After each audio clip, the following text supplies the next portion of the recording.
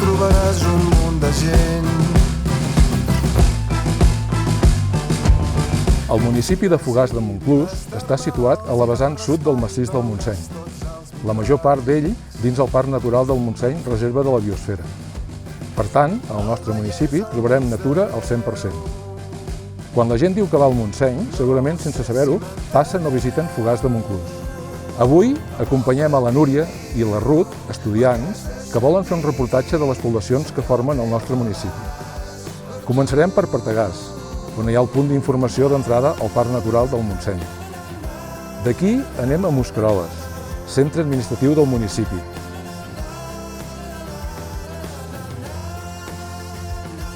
Ens anem enfilant i passem per Fogars. Arribem a Santa Fe, amb la seva Feixeda. Des d'aquí podem anar fins a les Agudes, o al Turó de l'Home, punt més alt del massís del Montseny.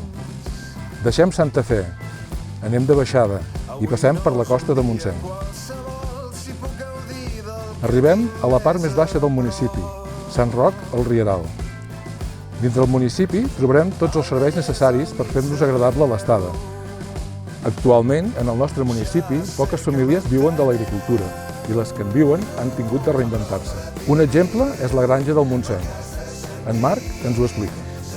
Nosaltres som una família de tradició pagesa. El meu avi va començar amb una granja molt petita de 10 vaques i va arribar a tindre 20 vaques. Llavors el meu pare va construir aquesta granja i ara hem arribat a tindre 100 vaques. Llavors hi va haver-hi un moment que vam valorar que fent un bon producte, vull dir, fent la llet de qualitat, doncs era el moment de transformar nosaltres mateixos els nostres productes i va ser quan vam crear l'obrador per elaborar iogurts, matons i formatges frescos i pastissos de formatge.